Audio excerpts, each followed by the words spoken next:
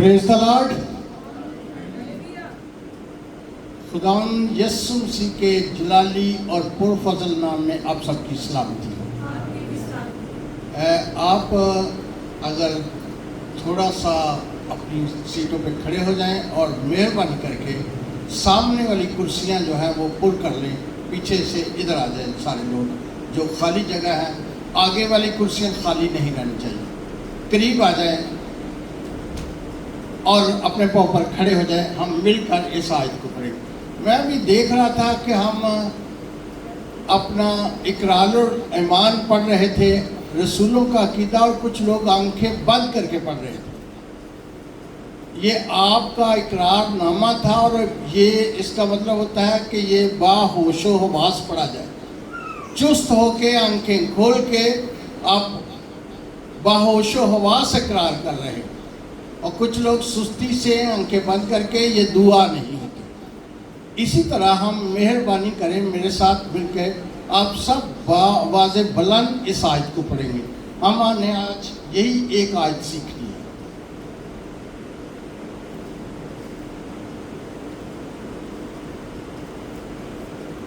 पहला पत्रस उसका 5वां बाब है और उसकी 6ठी आयत से पास नहीं, आप मेरे पीछे पढ़ेंगे।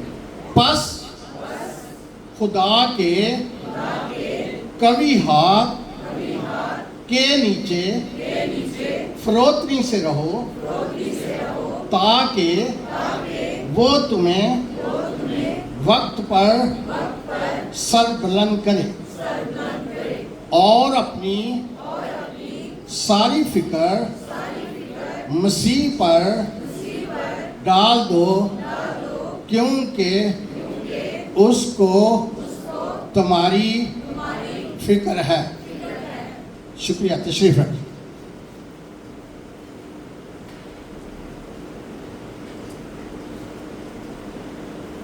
पिछले हफ्ते हमारे घर के साथ एक घर है, वहाँ एक कोई मशीन लेके आए थे, कुछ जदीद किस्म की वॉशिंग मशीन थी। सब लोग उसको बड़े गौर से देख रहे थे, चलाना उसका सीख रहे थे, लेकिन वो कोई समझ नहीं किसी को आ रही थी। तो एक नौजवान बेटी आई, उसने कहा इसके साथ एक किताब आई है, चेक करें वो किताब कहाँ है, मैं उस किताब को देखना चाहती हूँ। वो खैर तलाश किया गया, उसकी पैकिंग के अंदर से एक किताब निकली और वो किताब, उस किताब के ऊपर लिखा था ये इस मशीन की मैनुअल है, इसको देखेंगे तो फिर उसको पढ़ेंगे तो फिर ये चल जाएगी, ये अपना काम बखूबी सर अंजाम देगी। तो हमारी मैनुअल जो है वो ये बाइबल मुकद्दस है।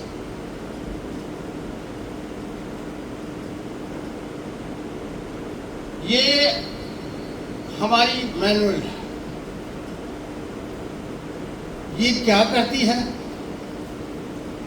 ये आपको जानते हैं आप, इसकी बहुत मुखालफत की जाती है। अब अगर हाथ में आपने पकड़ी हो, बाहर आप जा रहे हो, किसी को पता चल जाए कि ये बाइबल मुकद्दस है, आपको शायद वो कुछ कहे या ना कहे, इसको कहेगा कि ये बदली हुई है, ये 2 नंबर है, ये ठीक नहीं है, ये आप गलत चीज़ उठाए फिर रहे। दुनिया में सबसे ज़्यादा मुखालफत अगर होती है तो उसकी होती है। इसके बावजूद दुनिया में सबसे ज़्यादा पढ़ी जाने वाली, छपने वाली और हर दिल अजीज किताब जो है वो ये है, और हमने इसको पढ़ना छोड़ दिया। हम आप इधर उधर की बातों, इधर उधर की टीवी पर इधर उधर से कलाम सुनते हैं, इसको नहीं पढ़ते। इसका एक एक लफ्ज़ बड़ा कीमती, आपको पता है कि ये 40 मुसन्निफीन ने लिखी। कोई बादशाह था, कोई वजीर था, कोई किसान था, कोई राहगीर था, कोई किसी पेशे से तल्लक रखता था। ये मशरक में बैठ के लिखी गई, ये मगरब में बैठ के लिखी गई, ये जनूब में, ये शमाल, हर बर्रे आज़म में लिखी गई, लेकिन इसके बावजूद एक ही सब्जेक्ट है, एक ही इसमें कहानी है। वो कहानी है जिंदगी की।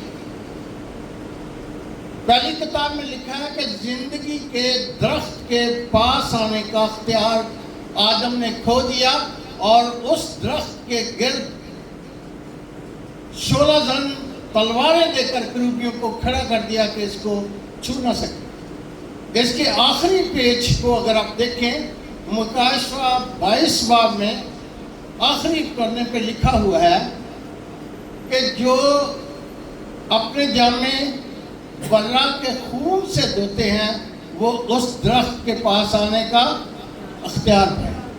इतनी तसलसल के साथ 66 बुक्स हैं, 40 मुसन्नफ हैं, 1600 साल में लिखी गई, 7,75,693 लफ्ज हैं इसमें, 31,102 इसमें आयतें हैं, 1,193 इसमें अबवाब हैं। और इसके बावजूद एक ही सब्जेक्ट और एक ही तरह से लिखी गई ताकि आप बेहतर जिंदगी गुजार सकें। और पौलुस इसके बारे में कहता है, मेरे साथ जरा निकालिए तीमुथियुस का खत दूसरा,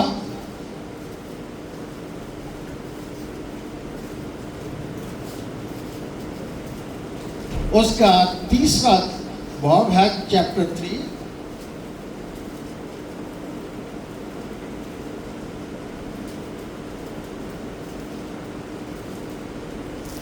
दूसरा तीमुथियुस उसका चैप्टर 3 उसकी वर्सेस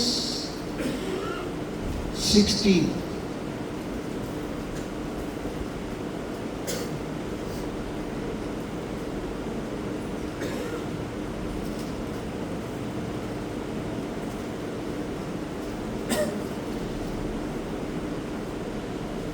मिल गया सबको? हाँ जी, लिखा है इसमें, ये किसी एक, याद रखें कि ये किताब उतरी नहीं है, ये लिखी गई है।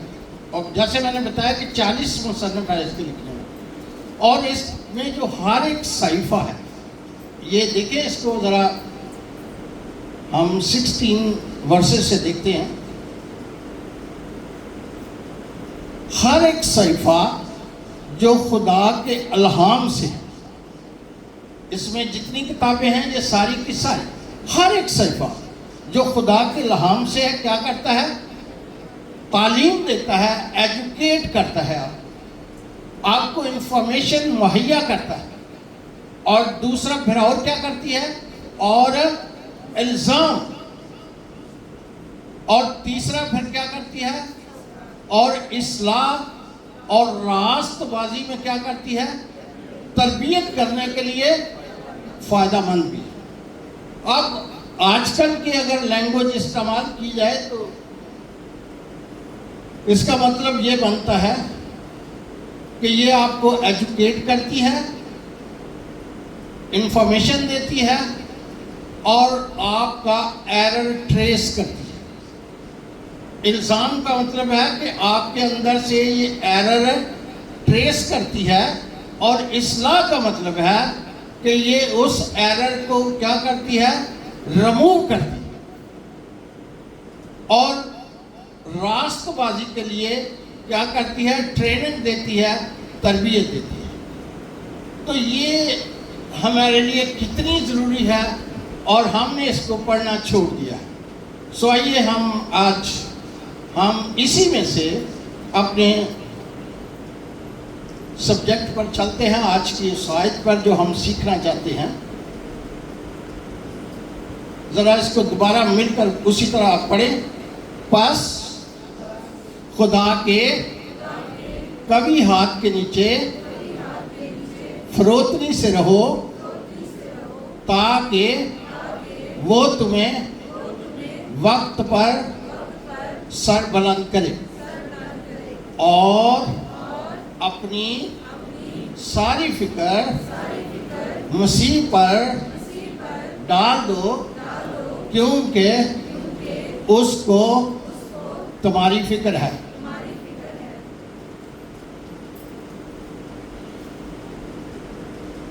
हम सब यही समझते हैं कि मेरा ही वक्त है, अभी मेरा वक्त है, अभी मैं इधर पुरपट पे होना मुझे चाहिए, अभी मेरा वक्त है कि मेरी बातें सब लोग सुने, अभी वक्त है कि मैं गीत गाऊं, अभी वक्त है कि मैं पादरी साहब की जगह ले लूं, अभी मुझे एल्डर तो कम से कम यहाँ होना चाहिए। आपको याद है बाइबल मुकद्दस में एक कहानी है, एली और एक छोटा बच्चा, उसका नाम आपको पता है, हैकल के अंदर सोए हुए थे। कौन कौन सोए हुए थे? एली, कायन और सैमुअल।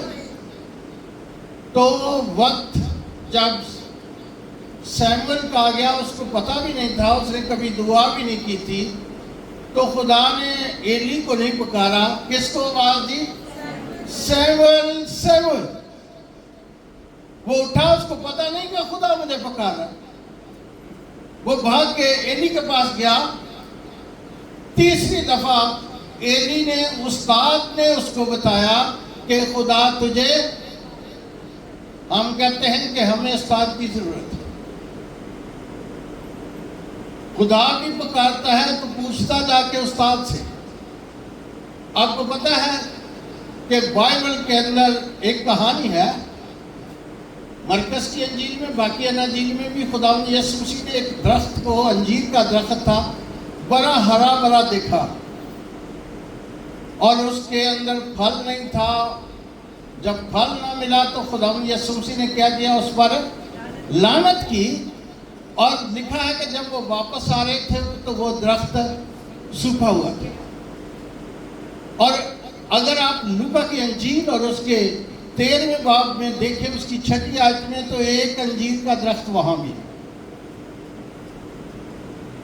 और वो 3 साल से उसने फल नहीं दिया, और अब मालिक कहता है कि इसको काट डाल।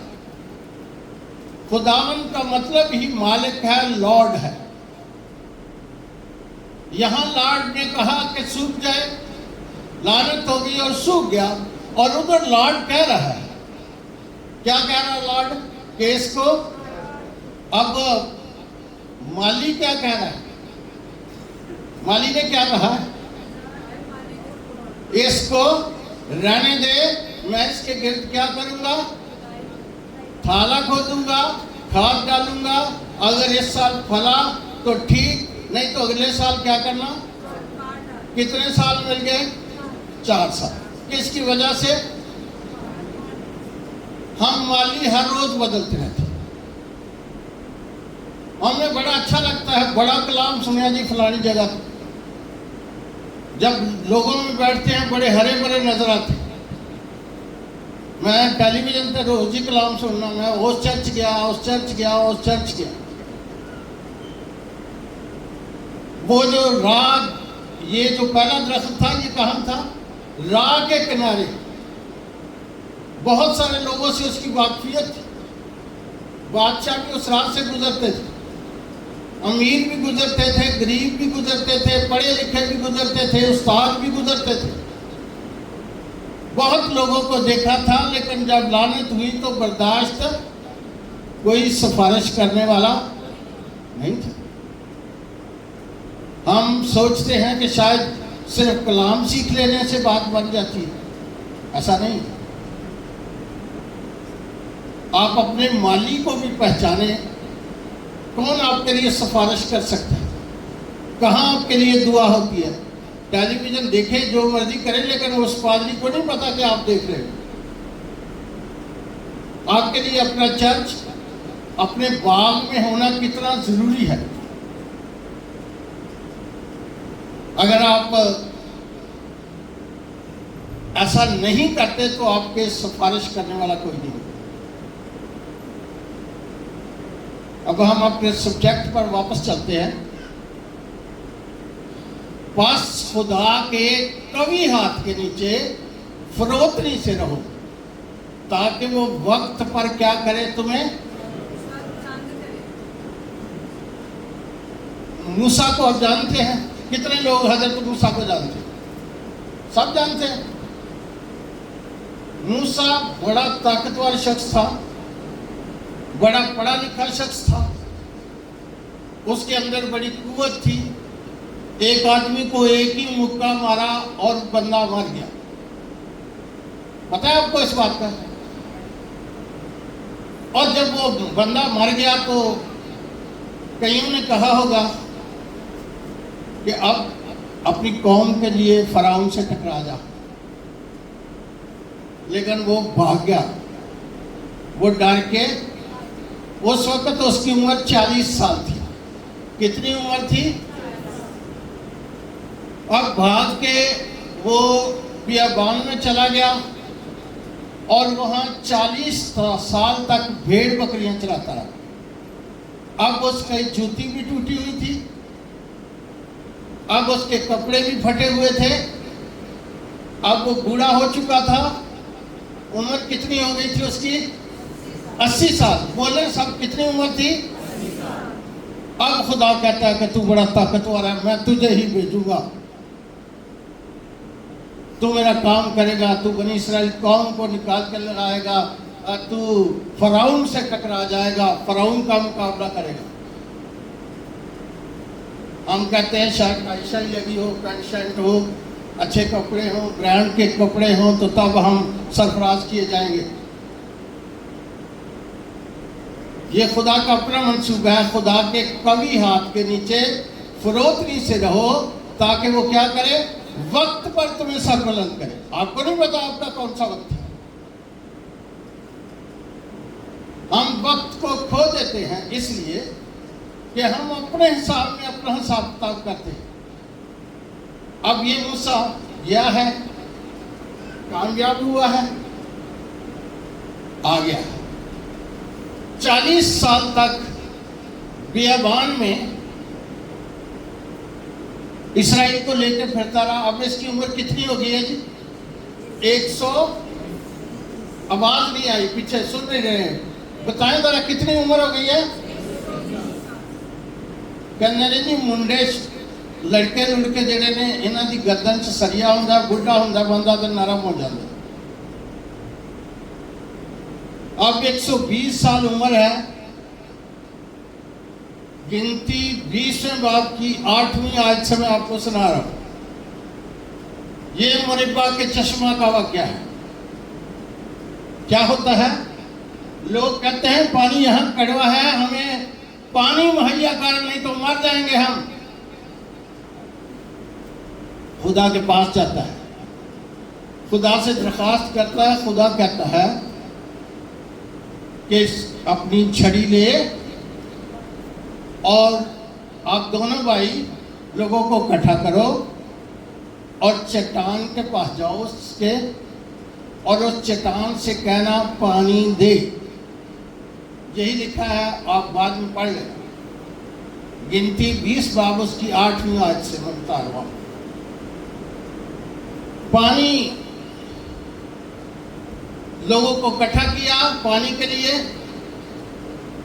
और अब ये 120 साल का बूढ़ा बुजुर्ग इस तरह आए, बागियों हम तुम्हारे लिए इस चट्टान में से पानी निकाले। हम यानी मैं और मेरा भाई, अब खड़े हो जाए भैया। ये हारून साहब खड़े हैं मेरे साथ। बागियों हम तुम्हारे लिए इस चट्टान में से पानी निकालें। हम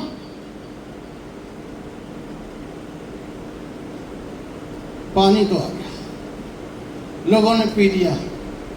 आवाज आई, हारून का चोगा भी उतार दे, इसके बेटे एलीजर को पना दे, ये यहां से आगे नहीं जा सकता। तेरे लिए तूने बड़ा काम किया है, पहाड़ पर चढ़ जा। वादा की हुई सरजमीन को देख सकता है, दाखिल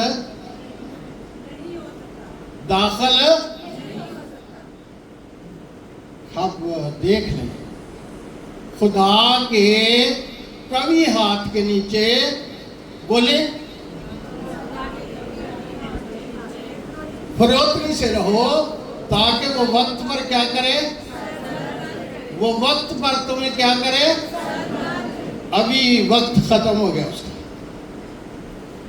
सरबुलंदी नहीं हुई, बड़ी आजिज़ी इंकिसारी से चला, लेकिन यहाँ फरोतन नहीं रहा। जो आला ज़र्फ होते हैं हमेशा झुक कर मिलते हैं, सराही सदगु होकर भरा करती है पैमानों को।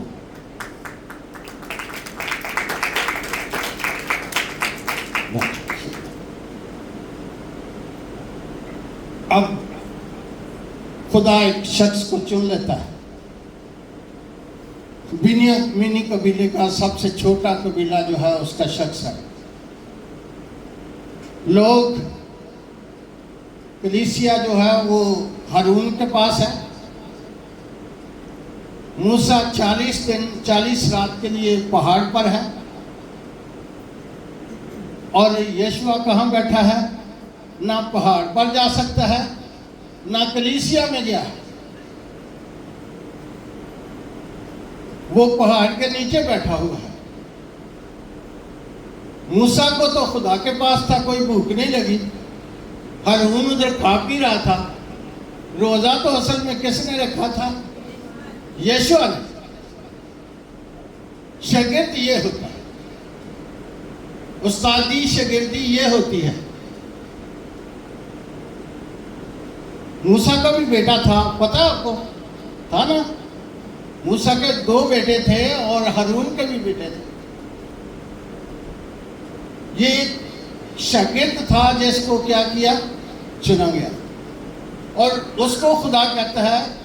फिर वही बात आई कि ये शरीयत की किताब तेरे मुंह से दिन और रात तुझे क्या हो, तो इस पर त्याग करके अमल करना तो तुझे अकबाल मंदी की राह। अब वो टेक ओवर कर लेता है और यर्दन के पार जा रहा है। तजर्बा भी कोई, सुबह बाहर निकलता है, देखता है, सोच रहा था अब क्या करना है। आगे फौजें हैं, आगे शहर जो है वो फसीलदार शहर। फसील का मतलब है उसके गिर्द बड़ी मोटी दीवार है पूरे शहर के गिर्द। अब क्या करें? सोच रहा है, ऐसे जा रहा है तो आगे से एक बंदा तलवार लेके ऐसे खड़ा डर गया। हाँ जी भाजी तुसी किधर ना लो, सर तुसी किधर ना लो। उसने क्या कहा? मैं इस्राइल की फौजों का सरदार होकर आया हूँ, तुम्हें जंग लड़ने की यशवा जरूरत नहीं है। सिर्फ उस शहर के गिर्द पहले 1 चक्कर लगाना, दूसरे दिन 2 चक्कर लगाना, 7वें दिन 7 चक्कर, तो यरीहो की दीवारें सारी गिरती जाती हैं। हालेलुया! ये खुदा का कौल था और ऐसे ही। अब बात हुई कि लूट लो शहर को, सब कुछ इस्राएलियों का है, लोगों को कत्ल कर दो, लेकिन सोना और चांदी मेरा है। ये 2 चीजें मखसूस कर दी खुदा ने कि सोना चांदी मेरे पास ले आओ, यीशुआ के पास जमा कराओ, बाकी चीजें आपकी। काम शुरू हो गया, क्योंकि दीवारें गिर चुकी थी, लोग डरे हुए थे, कत्ल गारत की गई। अगला शाम को हालेलुया प्रेज़ द लॉर्ड, तू हमारी खुशी है, तू हमारा मसा है, तू हमारा खुदा है, प्रेज़ द लॉर्ड, हालेलुया के नारे बजने लगे। एलोहीम खुदा है। शाम को मशवरा किया गया कि अगला शहर जो है, यरीहो के बाद अगला शहर जो है उसका नाम आई है। वो जी छोटा जहा खुदा साढ़े नाल है, तो 3000 बंदा भेज देते, 3000 बंदे को भेज दिया। जैसे ही उस शहर के करीब पहुंचे तो शहर वाले उठे, 36 आदमी मर्डर कर दिए, उन्होंने मार दिए। इस्राएली फौजें भागी वापस, आके फिर यीशु को पकड़ लिया। अगर आपको नहीं आता था कुछ, अगर आपको लीडरशिप नहीं आती थी, तो ऐसे ही इधर आए आप यीशु। अब ये पकड़ा गया। आपको काम नहीं आता था, आपको बाइबल पढ़नी नहीं आती थी, आपको खुदा ने नहीं बताया था, तो क्यों भेजा? अब क्या करेगा? यीशु खुदा के सामने झुकेगा, यही करेगा ना, क्योंकि इसको तो खुदा ने चुना है, किसी इंसान ने तो नहीं चुना। नहीं चुना। ये दुआ पे लग गया। खुदा ने जब ये दुआ कर रहा था, खुदा ने कहा ये दुआ करने का टाइम नहीं, आपको क्या करना है मैं बताता हूं क्या करना है। मैं बताता हूं आपको आपने क्या करना है। खड़े हो जाए, आप भी खड़े हो जाओ, आप भी खड़े हो जाओ, खड़े हो जाओ, खड़े हो जाओ, आप भी आ जाओ,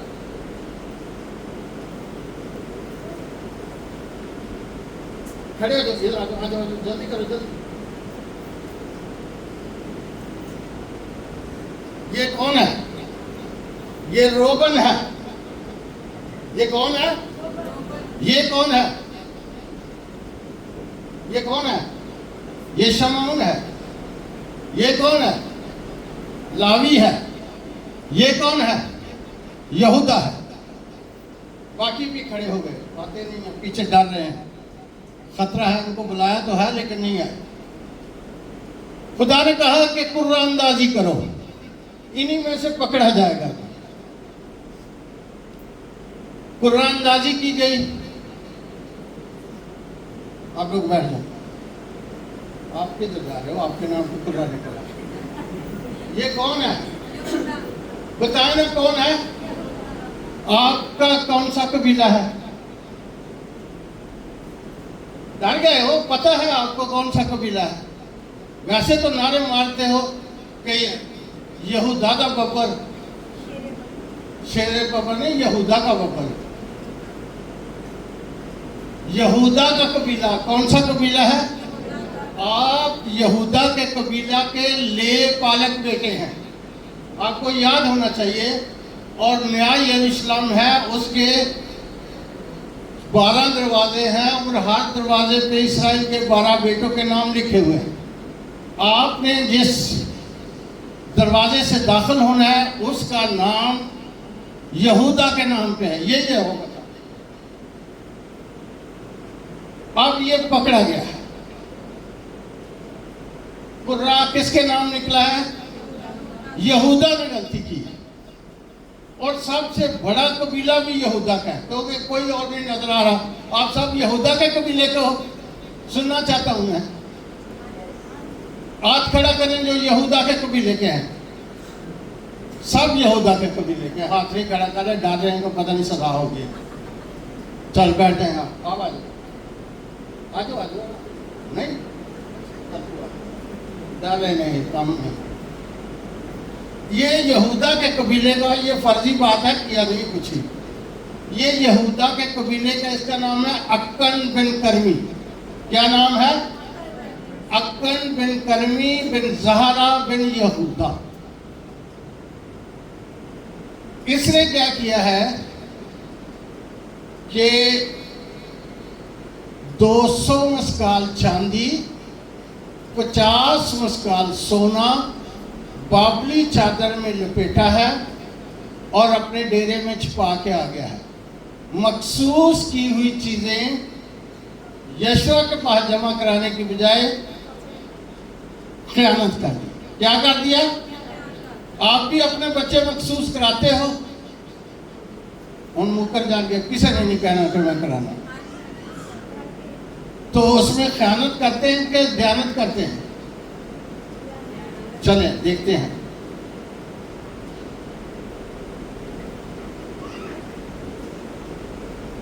अब जो कुछ अक्कन के साथ हुआ वो सबको पता है। अकूब की वादी में उसको जाकर क्या किया? संसार किया। क्या किया? सब कुछ, सोना चांदी सब कुछ उसके साथ उसका गारत हो गया। वजह के अमानत में उसने क्या किया, और इस्राएल खुदा के कभी हाथ के नीचे से, उसने खुदा का कभी हाथ नहीं समझा, उसने समझा कि ये सोना चांदी ही जरूरी है। मूसा के साथ क्या हुआ था, उसके साथ भी रद्द किया गया मूसा। वजह क्या थी? जल्दी से निकाले करंथियों 10 बाब और उसकी 4 आयत। जिस बेटी को मिले वो जल्दी आके ये मायत पकड़े। देखते हैं अभी पहला करंथियों 10 बाब उसकी 4 आयत।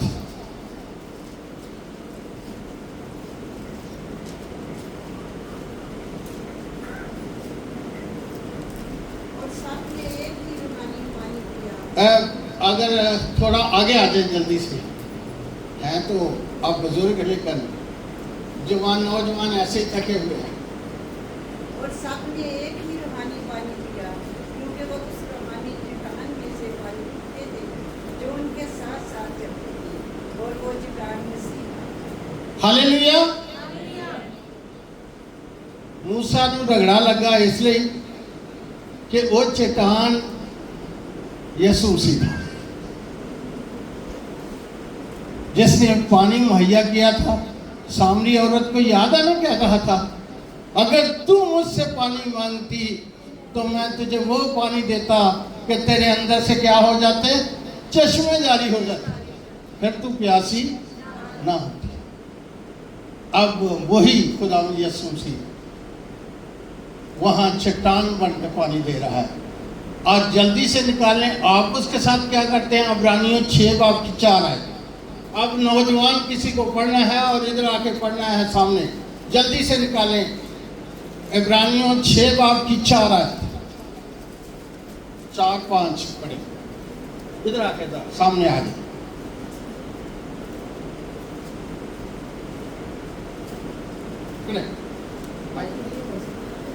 बड़े नाश्ता करके हैं? यस। चलो थोड़ा आवाज आएगी पीछे। क्योंकि जिन लोगों के दिल एक बार रोशन हो गए और वो आसमानी बख्शिश का मज़ा चख चुके और रूहुल कुद्स में शरीक हो गए और खुदा के उम्दा कलाम और आइंदा जहान की कुव्वतों का जायका ले चुके, अगर वो बरगश्ता हो जाएं तो उन्हें तौबा के लिए फिर नया बनाना नामुमकिन है, इसलिए कि खुदा के बेटे को अपनी तरफ से दोबारा मसलूब करके इलानिया जलील करते हैं।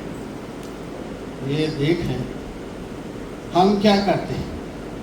हम कई दफ़ा, मैं जब उधर होता था तो दुआ भी करता था, चर्च भी जाता था। जब मैं ससुराल में आ गई तो उन पर वजन डाल दिया, काम अपने नहीं ख़त्म होंगे। और ऐसे कामों से जो भी आप रद्द करते हैं, खुदा के हुक्मों को तोड़ते हैं, खुदा के कभी हाथ से आप निकल जाते हैं। और बाज़ दफ़ा ऐसा होता है कि मुझे भी इज़्ज़त चाहिए, पादरी साहब मेरी इज़्ज़त नहीं कर दे, पादरी साहब की बीवी मेरी इज़्ज़त नहीं करती। पादरी साहब जब भी मैं जाती हूँ चर्च में मुझे लाला के कलाम सुनाते हैं। मेरी नंद ने सारी बातें पादरी साहब को बता दी थी। जल्दी से निकालें पहला शमूएल 15 बाब उसकी 30वीं आयत। यहाँ भी एक केस हुआ है, पढ़ना नहीं है मुझे,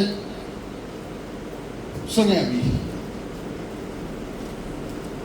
शमूएल ने बादशाह चुन लिया साउल को, खुदा के हुक्म से।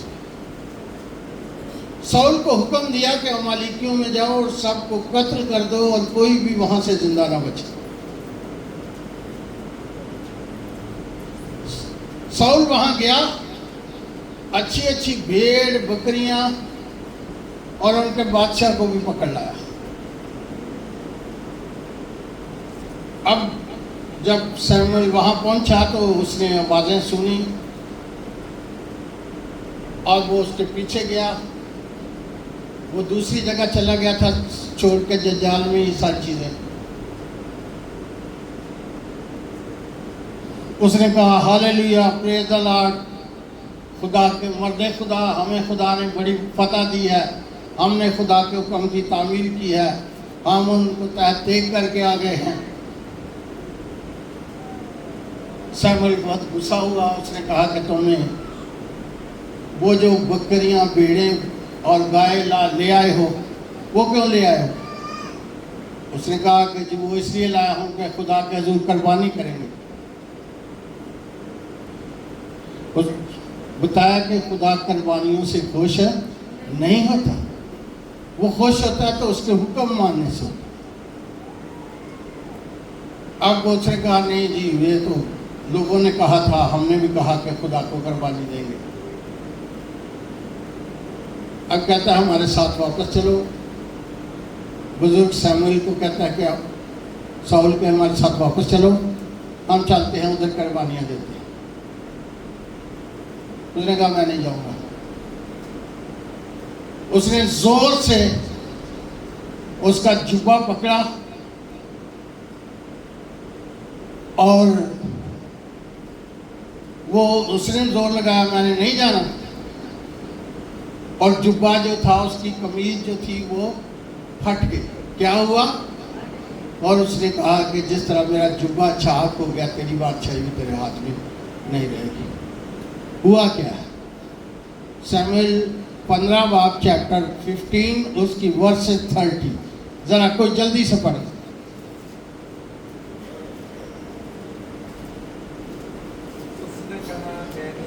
जरा उठ के जरा बाकी ये यहाँ 30वां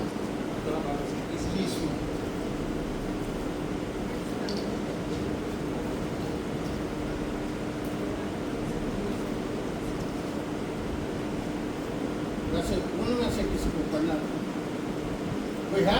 आगे आगे आगे बाकी आ जाए।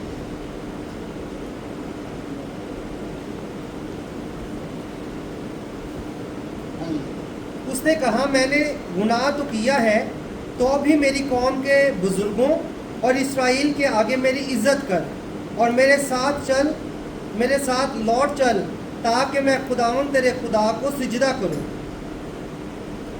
तेनू पता है ये बरादरी च मेरी बड़ी इज्जत है भाई साहब।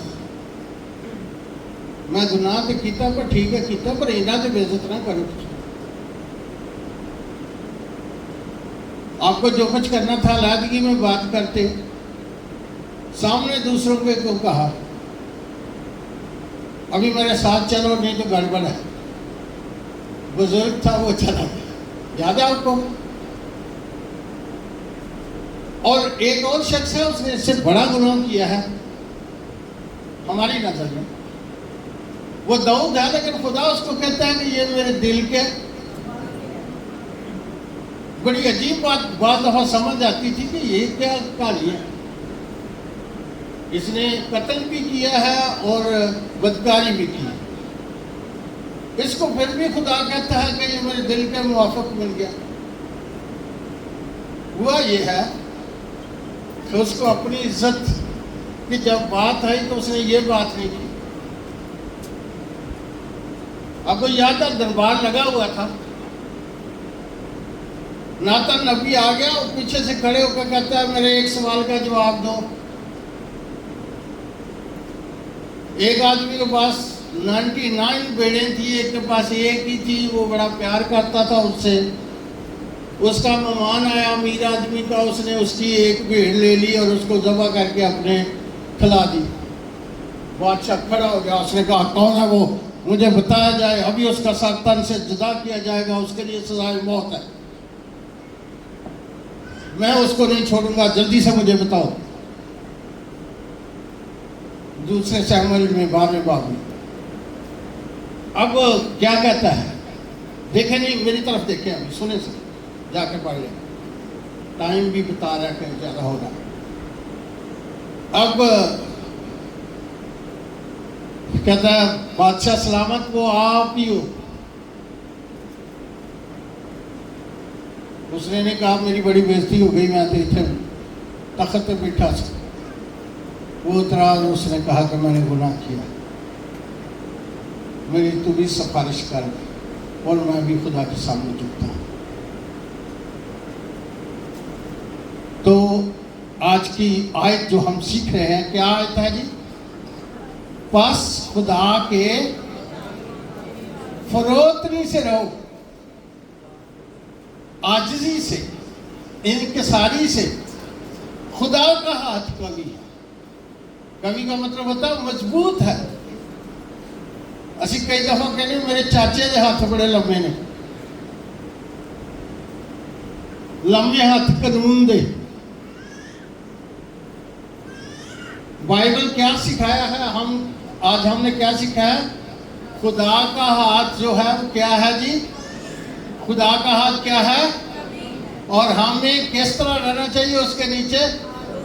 फरोतनी से। आइए अपनी आंखें बंद करें और अपनी जिंदगियों पर क्या हम फरोतनी से रहते हैं? क्या हमने कभी अपना मर्तबा इस बात वजह से तो नहीं खो दिया? अपनी जिंदगियों पर गौर करके आज अपनी जिंदगी को निशानदेही करें। अकड़े नहीं, अपनी इज्जत का ख्याल ना करें, बल्कि आजाद और इंसारी अख्तियार करके झुक जाएं, खुदा को कहें, खुदा पाक खुदा मेरी मदद कर।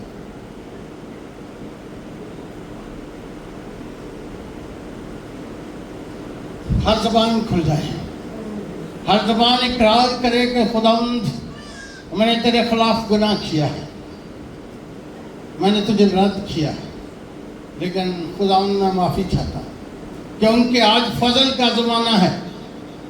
खुदा किसी गुनाहगार की हलाकत नहीं चाहता, बल्कि वो चाहता है कि हर एक की तौबा तक नौबत पहुंचे।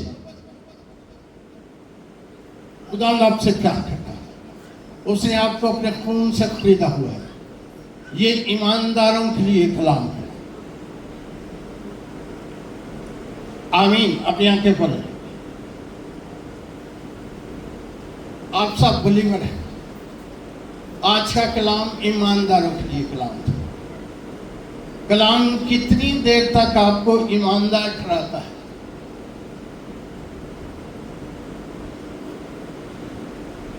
जरा जल्दी से निकाल लें। लूका 17 बाब उसकी 32वीं आयत, आखिरी आयत है, पढ़नी है।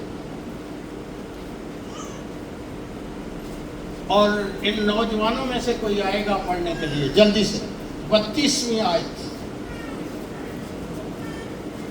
लूका चैप्टर 17 वर्सेस 32। नौजवानों में से जल्दी से कोई आएगा?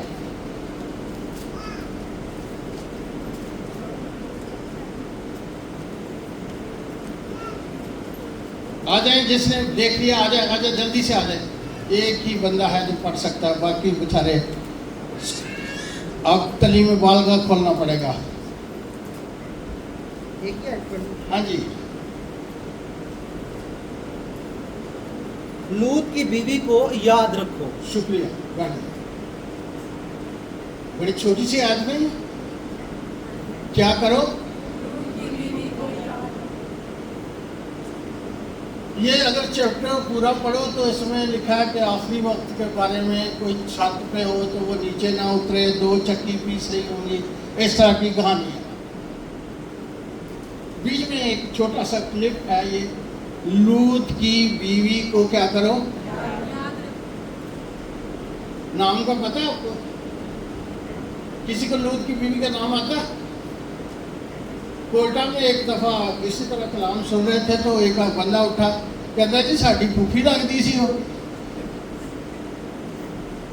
असी उन्होंने क्यों याद करिए भी। लेकिन जो कलाम सुना रहे थे उसने कहा ये मैंने नहीं कहा, ये यीशु मसीह ने कहा। ये अंजील में यीशु मसीह के अल्फाज है, लूत की बीवी को क्या करो? याद इसलिए करना है उसको, टाइम बहुत तेजी से जा रहा। उसको याद इसलिए करना है कि जब इब्राहिम सिफारिश कर रहा था तो उस शहर में से आखिरी जो सिफारिश थी वो 5 आदमियों के लिए थी, याद है? तो कितने निकले थे? 4। कितने निकले थे? कौन कौन थे? लूत, उसकी बीवी और 2 ये बिलीवर थी, ये ईमानदार थी बीवी। लूत की बीवी ईमानदार थी। 4 तभी निकले थे ना। इनको 2 हुक्म मिले थे। एक था भाग,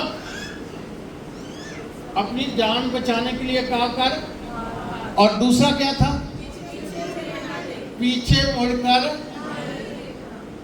और जिस जगह से उसने कुछ पीछे मुड़कर देखा, यहां तक वो ईमानदार थी, यहां तक वो बिलीवर थी।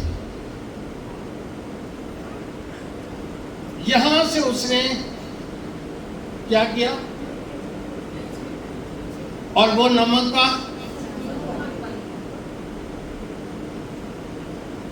वो शहर जो था वो बदकारी का शहर था, और वो थी ईमानदार लेकिन कुछ देखा करती थी। मोबाइल के अंदर भी कुछ लोग कुछ कुछ देखते हैं। देखने से क्या होता है जी, देखने से तो कुछ नहीं होता। इस बेचारी ने भी देखा ही था, ऐसा ही था ना। अब हवा ने भी देखा था, देखने में वो फल क्या था जी, और दाऊद ने भी अपने महल पे जाके कुछ देखा था। आंखें देखती हैं और दिल में ख्वाहिश पैदा होती है, और ख्वाहिश हमला होती है, और गुनाह को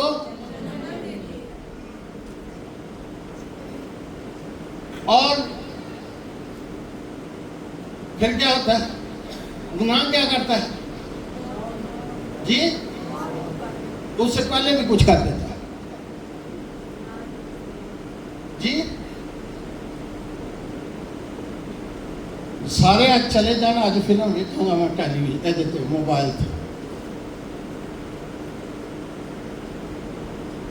केड़ा किसी ने पता चलता।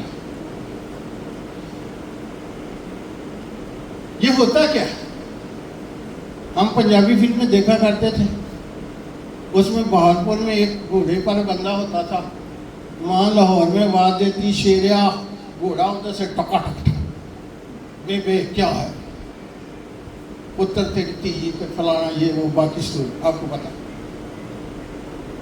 ना वो असली बेटा था, ना वो असली घोड़ा था, ना उसकी असली डिस्टेंस थी, ना उसकी माँ असली थी, ना उसकी बहन असली थी, सब कुछ जाली थी।